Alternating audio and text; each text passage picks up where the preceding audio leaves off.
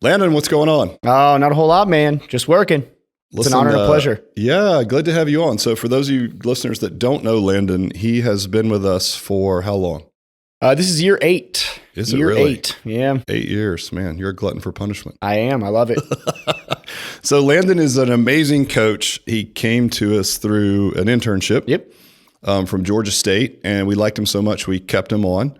And 8 years later, here we are. Today we're going to talk about, it's something that we talk about a lot at work, right? Like in our meetings and stuff. For those of you guys that don't know, Landon's certainly familiar. We talk about not just training and training techniques, but like how to train and in a lot of ways how to work, right? Absolutely. Like how do you come to work every day and do a job that, yeah, you love it, but it can be monotonous, right? And how do you handle that? So I'd like to dig into that today. But Before we do that, just how did you get into fitness? Obviously, you're exercise science major, but tell me more about your background.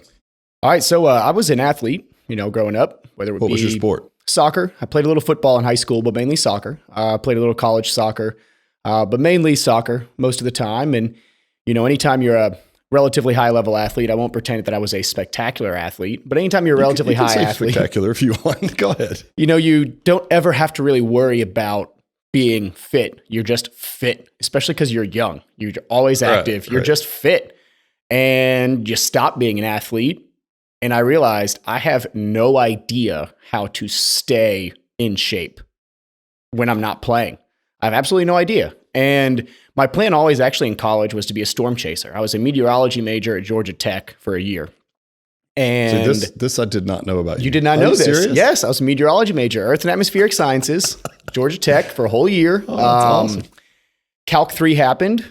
Not only Calc 3, but a professor that did not speak spectacular English, no fault of his own. He was not from America. And it just didn't mesh. My brain, Calc 3, the accent didn't go well. Didn't do great in the semester. Took it in a summer. Was still not doing great. I was like, all right, this isn't working. I can't do this. Why am I working this hard for something that I know I'm not going to do? So transferred to Georgia State, was getting out of shape. I was like, I need to learn how to exercise because I'm the kind of person my entire life still, I never liked to do anything unless I thought I had enough information to be successful in it. I liked to totally can see that now. Yeah, I liked to get the information. So I was like, I'm going to take a nutrition and fitness class. So I signed up for, I think it was KH like $43.90, which when you're a freshman in college, you don't understand that 4,000 level classes are senior classes. Oh. 3,000 are junior, stuff like that. So I just took KH $43.90 thinking this is just a class. I'm going to learn how to eat. I'm going to learn how to exercise. Sweet. I was the only person in there, 1, not a senior, 2, not a kinesiology and health major. Because at the time, I didn't really know what I wanted to do. I just knew I didn't want to be out of shape. So it's actually really funny. I went up to the professor after the first class and I was like, am I going to fail? Like, should I drop? Like everybody in here, we did roll too. It was the most embarrassed I've ever been, most uncomfortable I've ever been. He's like, say your name, your year, and your major. And literally, I'm in sort of the back left, and it's like senior kinesiology, senior kinesiology, senior kinesiology. I was like, oh man, I'm not in the right spot. I'm in the wrong class. So he's just like, can you read? I'm like, I like to think I can read. He's like, all right, you'll be fine. I like clouds. Yeah, it's like to think I can. He's like, you'll be fine. I was like, all right, whatever. And about halfway through the semester, I just loved it. And I had always had a passion to help people, always had a passion to better people's lives, make people happy. I was actually a theater minor because I was thinking of going into acting potential as well. And I was like, I'm going to do it. This is how I'm going to do what I've always thought my purpose was to do. So actually I came here as my internship because of Anthony.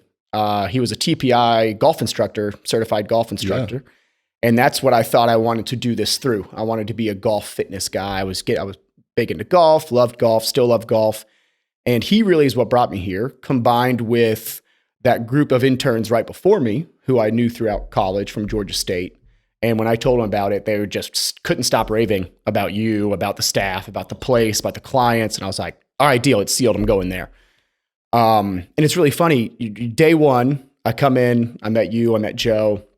And it was that sign, literal sign and figurative sign, be the best part of your client's day every day. That really got me. Because I'm like, that is literally what I've tried to do every day of my life, my entire life, is to be the best part of someone's day that otherwise wouldn't have a best part of their day potentially. So I was like, this is the place. I'm in. I'm sold. And the rest is history. That's pretty cool. I didn't know that. I didn't know you were a meteorology. You want to be a storm chaser. I wanted to be a storm chaser. I could totally see. Twister got me. So storm chaser, exercise science, theater. Yeah, theater. Minor, right? And we talked about this at one of our meetings recently about like fitness is our delivery system, but making people happy is really what we do, right? Sort of like Tony Hsieh, who from Delivering Happiness, which is the Zappos CEO. Yeah. He's like, I don't even like shoes. It's just a vehicle to make people happy. Ultimately, that's what I'm doing. So that's really cool to hear. I didn't even know that about you. Yeah. That's why I love doing these things. It's new stuff. I feel like Matt and I have a very intimate relationship now. He's like my office wife because we have these conversations all the time. And half the stuff he says I've never heard before. Cool. All right. So early days. So you come to work here. You're fresh out of college. You figured what you want to do. You want to change lives. You want to make people happy every day. What's it like your early days as a coach? Well, the internship was obviously amazing. Loved it. And early days as a coach were honestly pretty terrifying. So we have this amazing mentorship program that all of our hired coaches go through. And when I was hired, it was like, we can't let you leave. We don't have anything for you though. So you're going to do part-time desk. So I was part-time desk. I had part-time bartender, part-time desk, it paid the bills. All of a sudden we had a trainer unfortunately have to leave that had been here forever. Worked 40 hours, and it was like, hey, you're now training. It's like, I literally don't know how to do this. Like, not that the internship wasn't great, but the internship was purposefully not get you prepared to train 4 clients at a time, take people through the workouts. You can only do so much because you weren't certified yet. So I had absolutely no idea how to train. So I tried to be other coaches. I tried to do this. I tried to do that. I made lots of mistakes. I learned from all those mistakes. And really, it was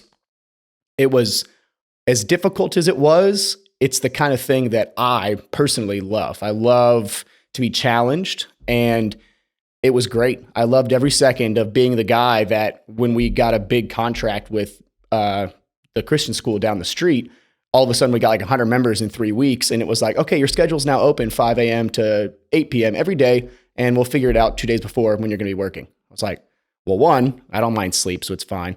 But 2, I was like, yes, absolutely, I'm the guy for that. Like, I'm absolutely the guy for that. Yes, got it. Right. So it was great. Everybody was so great at helping, despite not necessarily being separate in the club. It was really, really, really a team. Everybody wanted me to succeed. Nobody necessarily seemed as if they were like, the new guy, whatever, I'm going to focus on my schedule. Everybody seemed to want me to succeed. And that was really refreshing. And I think really necessary and will continue to be necessary in anybody's staff, to have a staff full of people that want each person to succeed, regardless of, personal feelings about the person. Not that anybody necessarily didn't like me or whatever, at least not that I knew of. Well, but we'll talk about that next. There was a real feeling that everybody wanted me to do well and nobody wanted me to fail out. Nobody wanted to see me not be able to achieve what I hope and what I assume everybody saw that I could achieve. So that was really great. Yeah. And I think, to pat you on the back, we probably haven't had this level of conversation about this, but the only reason that people want to weigh in and help you out is because you're open to help, right? Like, and you're worth investing in, if that makes sense, because you're a good guy.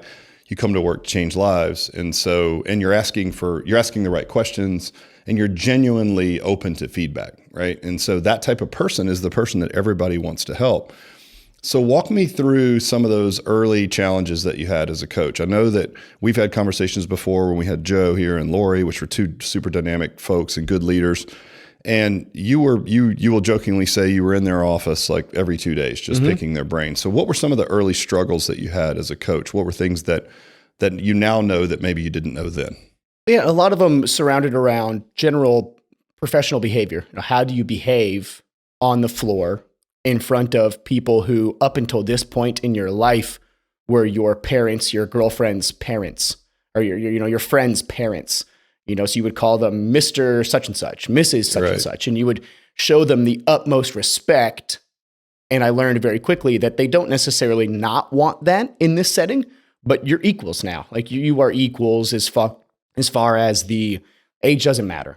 Don't call. Plus, you're a coach. Like, yeah, you're their coach. You've never had a coach that didn't hold you you. accountable, right? Yeah. So that was sort of the start. Was just generally, how in the world do I garner respect from people that really, up until this point in my life, were people that I exclusively had to show respect for, and not necessarily have to try to win it from them, per se. So whether it be clients that had been here for 7 years, failing to show them push-ups, just saying you're doing 4 rounds of 10 push-ups, not knowing that is something that you should still absolutely do, even though they've been here for 10 years, probably done push-ups 150,000 times. Right. In their 10 years here, you still got to show them the push-ups, little things like that, how to communicate, what is appropriate communication, both on and off the floor. Again, how do you talk to adults? How do you talk to people 20, 25, 30 years older than you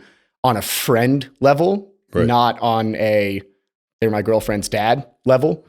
A little bit of what you're speaking about there, we call it sometimes in entrepreneur circles imposter syndrome. So it's like, obviously you've earned the right, you've got the education, you've done an internship, you did the mentorship. So we wouldn't put you out there unless we thought you were ready. But in your mind, it's like in a little bit of way, you feel like a bit of an imposter. Like, who am I to tell these people what to do? And I mean, you go through it I think what you'll find, and what you probably have found, is you go through it at different stages. It's always there. And a lot of people talk about it as a negative, like, oh, if you have imposter syndrome, it's like you're not confident in what you do. It's like, well, that's not true. I look at it as another way to be humble. Like, if you feel like you're never quite good enough, it forces you to continually work harder to get better. And to come full circle back to what I said about you earlier, which is like you were doing that in your own way. You were basically reaching out for help on soft skills, but you were basically saying, okay, I have no idea what I'm doing here. But that also shows that you actually do know what you're doing, right? That you're humble enough to say, I feel a little uncomfortable in this new role, and I need some coaching on how to navigate this. And believe me, I went through it. When I opened here, I was 22 years old, and I was hiring people that were in their 50s. So I could think about me now being hired by someone who's 22 years old, and they're asking me about work experience and my core values. And it makes me laugh, but I was terribly uncomfortable doing it. I don't think the people I was talking to knew that. And I'm sure they had conversations at home later about this punk kid that asked them about their core values and how they were going to fit into his business. But, again, I still have imposter syndrome. It's like at every stage that I level up, and you will as well, and you probably have already, you still feel like you're not quite good enough. And you feel like, man, so I'm going to be found out. Like somebody's going to catch me. Someone's going to call bullshit, and we're all going to look around. They're going to be like, I knew you didn't know what you were talking about, right? Absolutely. And it's always like this gnawing thing to push you to get better. And it didn't, I should have done myself more of a favor. Looking back on it, I know that, replacing someone that had been working with most of these people for 7, 8 years, potentially, I should have done better at realizing the gap that left. And, I see that now, having been here and having like the other emotional people side of that, the right? emotional side of it. And the idea that they wanted to know first and foremost that they were going to be just as well taken care of. And instead, I wanted to not necessarily impose myself, but show off that I'm funny. I can talk about things. I'm smart. Right. Like, look at me. Look at the things I bring, when I should have been more open to what they need me to bring. And that was finding that out. I couldn't have found it out without making the mistakes. Early on in my life, I was terrified of making mistakes. Letting people down or letting someone down was my number one fear.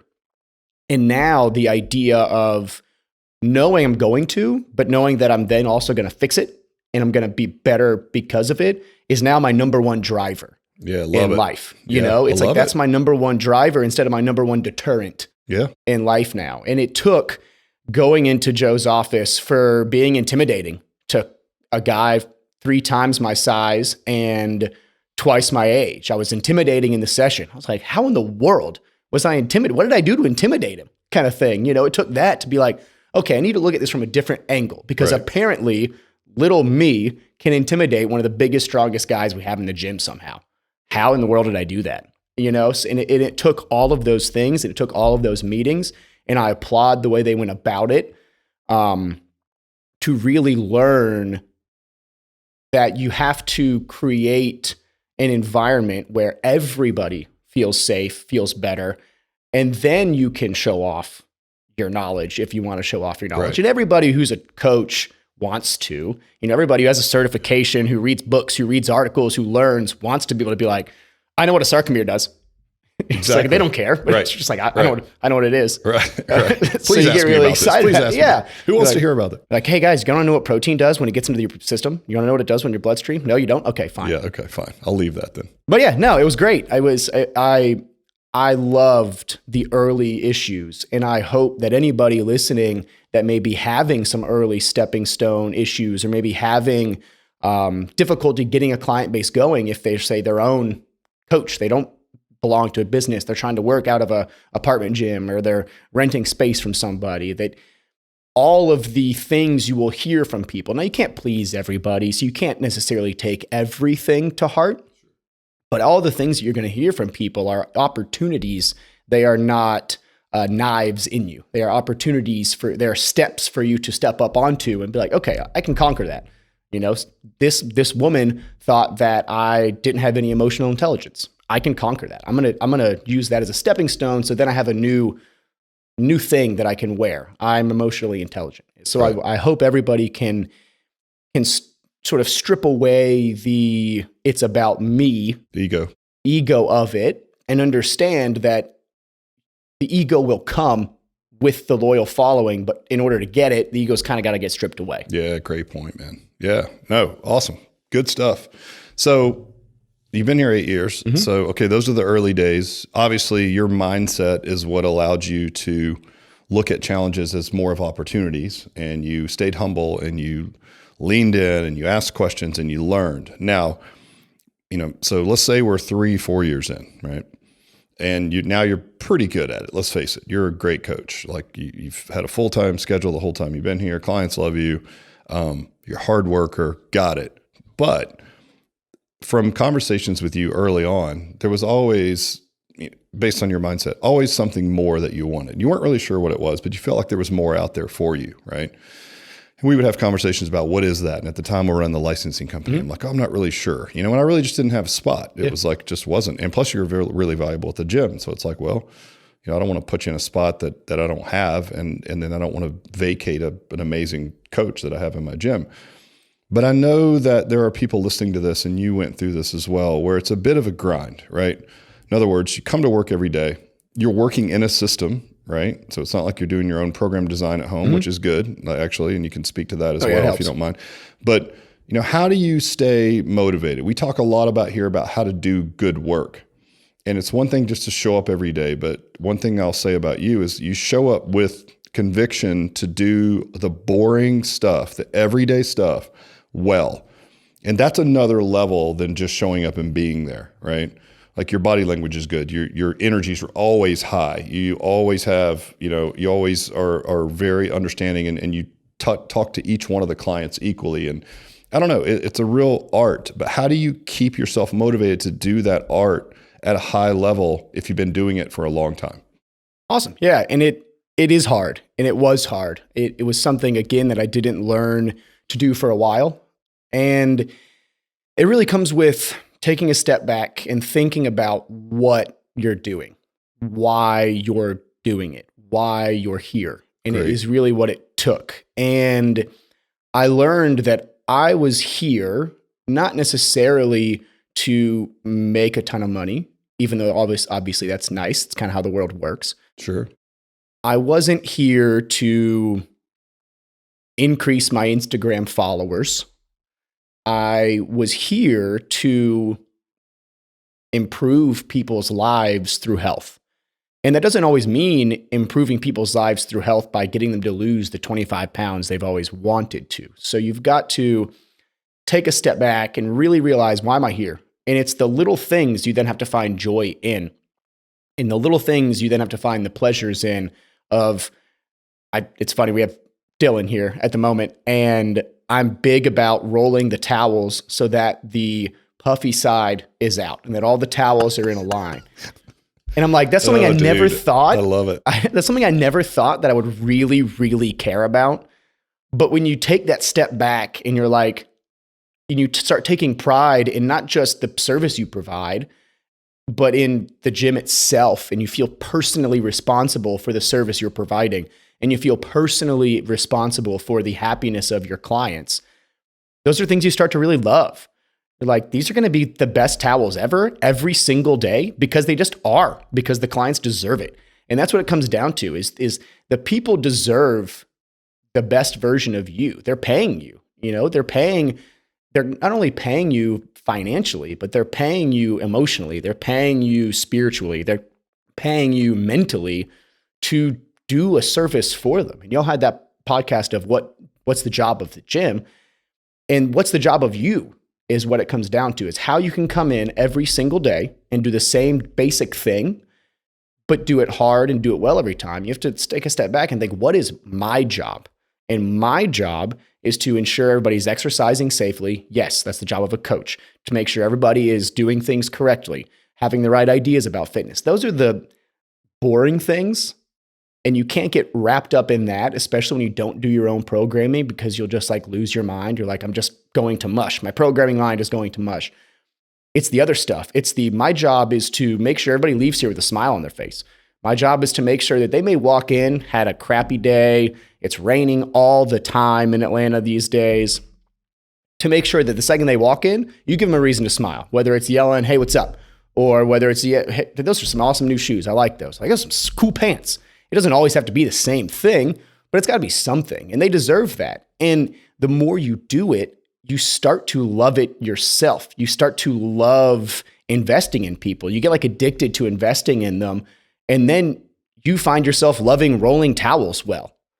So being able to invest and realize what your job is to make sure that everybody who comes in here never leaves, whether it's leaving, they cancel their membership, or whether it's leaving, walking out the door to come back again in 2 days, they never leave with a bad taste in their mouth. And anytime you can help someone have a good, positive outlook on fitness, on exercise, on health, especially in today's world, that's a win, no matter the age, because it's such a world that it's easy to have a negative outlook on fitness, that ensuring that anybody can have a positive outlook. Now, especially those who need it most, but even the guys that are the strongest, the women that are the fittest, they need a positive outlook too, because just like them, like it is for you coming into the gym every day, they're already fit. They're already there. They reached it. They're at their body fat percentage goals. They're at their marathon time. They've reached it. So now, just like you've been coaching for 4 years. Now, what is it? What is it for them? What is it for you? Yeah, and it's sticky, right? It's that affection for one another. It's that addiction, that obsession with making sure that they just enjoy the heck out of it. And that's your job as a coach. They got to enjoy it. They got to love it as much as you do. Otherwise, why are you still, you're not still there because you don't love it. You're not still there because you don't think it's effective. So if you're going to be there, be happy about it and just love doing what you're doing. Can we just stop the podcast there? Absolutely. That's like a mic drop. I love it. Absolutely. I mean, that basically sums it up, right? In a nutshell. And so, of course, that's who you are. And, I was talking to a buddy of mine who owns a gym recently. I was in Boston last weekend. His name is Julian Carduce, for those of you guys listening. And he was telling me, I was asking him about his story about how he got his gym and got started. And he said, listen, I had run all these other businesses. Like I was, working in a personal training. I was working in a big gym and then I went to personal training. And he's like, you know why I never got passed over for a promotion? Because I never had to be asked to take out the trash. Mm-hmm. And when you talked about rolling the towels, it made me think about that, right? It's like, no one has to tell you the fuzzy side out of the towels. Now, I'm really glad that you told Dylan, who's our new coach, how to do that. But I mean, it just speaks volumes to your mindset and where you are, right? And by the way, when we talk about here, like how to work, that's exactly what you did a much better job articulating what I try to talk to you guys about, where that's the way to work. And if you work that way, even though you don't know what those next opportunities are, you're going to get more opportunities, right? Whether it's here or not, right? No one misses that ultimately. You might feel like you're grinding away, doing the Groundhog Day type of job, but you're not. And to do that every day with conviction, it takes a really smart person, emotionally intelligent, to do that. But also there's a huge upside to that. And that's a perfect segue into what's next. So, for those of you guys listening, Landon has been given an amazing opportunity. We just sold the Charlotte market. So we sold 6 territories in Charlotte. That'd be awesome. It was one of our clients that's the investor, and he has a friend that he's moving in who's going to be sort of the operations guy for the organization. And, they had come to me first and said, hey, we love Landon. So imagine this, like you're doing a great job in the gym, and so much so that an investor sees how you work, and they come to me to ask, like, basically, can I steal your best guy and take him to Charlotte to help me launch this new brand, and they have aspirations of you moving into a much higher role and running multiple gyms. And I'm like, I'll just tell you this personally, we haven't talked about this really, but like my knee-jerk reaction wasn't maybe what it would be as the founder with a brick and mortar gym, which is like, oh crap, I'm losing them. Like I was so excited for you because you're such a good guy and you're so loyal to the brand and you've worked so hard. Like I feel like you've earned it. And I felt half guilty for not having another place to maneuver you. So when he brought that to me, I was like, hell yes, like he deserves it, right? And he asked you because of his interaction with you. So you literally earned it by doing all the little things right and making people happy each time they came in. So congratulations to you. And for anyone listening, that's what's up, right? You do the work and you do it with conviction. You do the little things right, and you run a system, and you find beauty in the small things around it and making people happy, and good things are going to happen. Now, you're not always going to get a chance to run 6 locations in a different city, but probably not. Probably, absolutely not. But I mean, it could happen to you. Yeah, absolutely. So props to you. Thank you. And so tell me, like, I know that obviously we just closed the deal. You're moving over there. So, what's that look like? When are you headed to Charlotte? And yeah, so, whenever pre-sale starts is when it all is going to begin. And yes, eternally grateful. And it goes back to everybody deserves the best version of you in life, in my opinion, not just in your job. And not everybody will be rewarded with that and with that mindset, with a job opportunity and this amazing job opportunity that I've been rewarded with. It might be something as simple as a Christmas present from that client, or it might be something as simple as a round of golf at a really cool golf course with them. But everybody deserves it, and you should do it, and great things can happen from it. So with us, the Charlotte thing, it's going to be awesome. We have been there a couple times. It is a great place. It is a great market. Your fiance's already there, She's already there. I'm there on the weekends at the moment. I'm a commuter. And at the time, we are looking at locations, hopefully to then pick a location for number 1.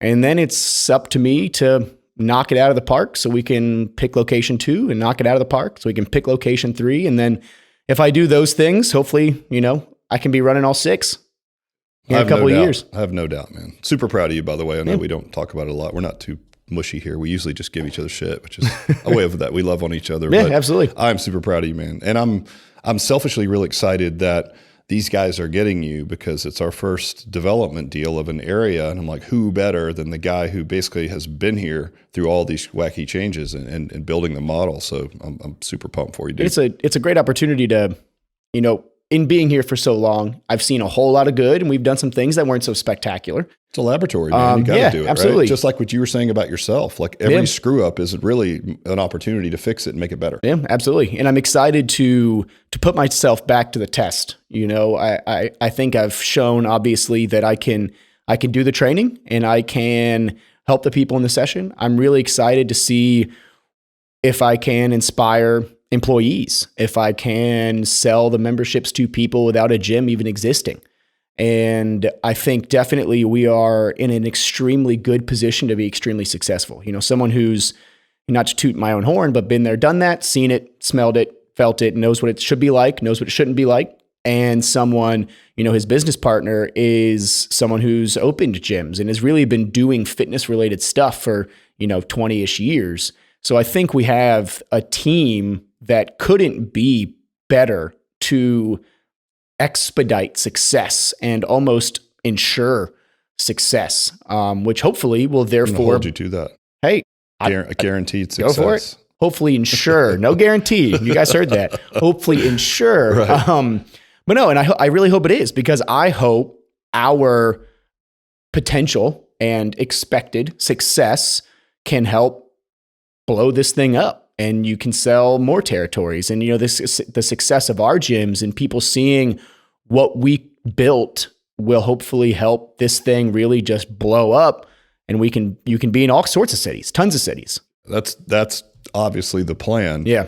And I think when you're going to, just this is a heads up, I think you're going to go through this imposter syndrome again, right? You're going to move into a new role, regional manager. You're going to be managing managers. You're going to lose employees. It's tough. It's not for the faint of heart, but you're equipped for it, right? And your attitude and your outlook on things is going to drive this whole thing for you. I think that you guys have the potential to do really, really well. Yeah. And obviously, I'm here for you if you. Yeah, absolutely. It's funny. My best friend lives in Charlotte already, which made it a whole lot easier. Oh, that's cool. But he is the manager of a PT clinic, and we had a conversation last weekend. We're like, does it feel weird that both of us are going to be in charge of people? Like, I still say, there are points where I know I'm capable of it. I know I have all the tools necessary. I know it's going to be great, but it's like, I'm still that 15-year-old kid who's crashing a golf cart in Peachtree City, Georgia. How you're never going to grow out of that. We're managers, man. You can still crash golf carts. Oh, I know. I was like, we're in charge of people. Like, people entrust us with a lot. Like, this is awesome. Yeah, and don't take it lightly. It's like that's people's livelihood. Yeah, it's an extremely big responsibility. It's cool. It's fun. It's exciting. Yeah, you're going to grow a ton. All right, so keep this in a reasonable time limit. Speak to the folks out there that are maybe where you were in stage 2. So we covered what was it like in the early days, what was it like in the middle, and now what you're doing. But in that middle phase, let's say I'm a coach and I'm grinding away in an organization. I'm at a gym. I love what I do, but maybe I'm a bit burned. I think I want to do fitness the rest of my life. Is there any tips or things that you can, I think you've covered a lot of it, but any tips or any last thoughts you could leave that person with on how to either stick it out or cope with it, or, how do they deal with essentially the monotony of doing the same job and the perceived glass ceiling that they have, even though it may not be there, right? What would you say to that? I would say constant self-reflection, self-evaluation is a good way to go about it. Even if there is a perceived ceiling professionally, there is no ceiling on what you can improve on and do well. So take the things that you can control. It's sort of a life lesson as well. Take the things you can control and control the ever-living hell out of them.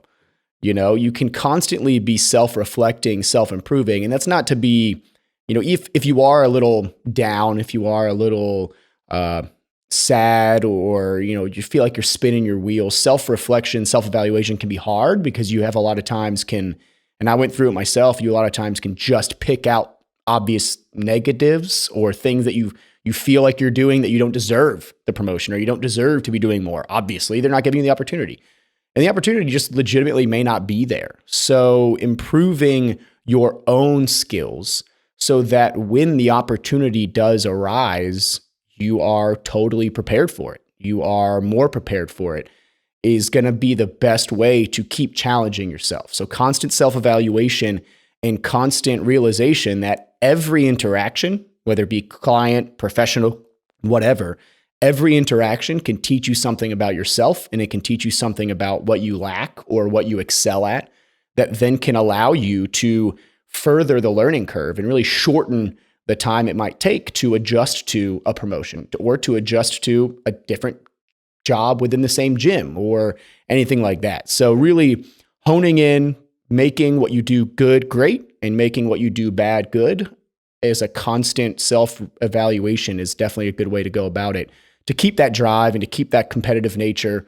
Obviously not losing sight of the things you do great already, because if you've been somewhere for 3-4 years, you do some things really well, and not forgetting those. Yeah, don't take those for granted. Yeah, right? but just enhancing and honing in on what you maybe need to improve and not with the intention of I'm going to improve this to prove them wrong or to prove I can do X, but to prepare you for X, Y, or Z, whatever it might be. Because you don't know what it's going to be. We didn't know, right? We just chose to go to franchising last year. We closed Charlotte, and they're like, I'd love to have Landon. And I'm like, perfect, right? Absolutely. But it just came out of nowhere. But it really didn't. To your point, it's like just work on the things you can control, get really good at your stuff, control your own stuff. Absolutely. And then keep your eyes open for opportunities. And by the way, doing all that is in a roundabout way preparing you when those opportunities come along. You'll be much better suited. And just making sure you're always on the ball, because the opportunity may come from a random thing you had absolutely no idea that was an opportunity. Right. You may just randomly talk to a client one day that make an impact on them, and boom, there's your opportunity. But if you're not prepared to bring it, and you're not prepared, you don't have that energy, you don't have that professionalism, you're not on your A game all the time like you should be, you may lose the opportunity. Great point. Well, listen, man, we'll keep it short and sweet. Props to you. Thank you. We're going to miss you for sure. I know you're still in the family, so we're still going to get to see you quite a bit. It's going to be great. But thanks for sharing today. I appreciate it. Thanks for having me on. Good luck, guys.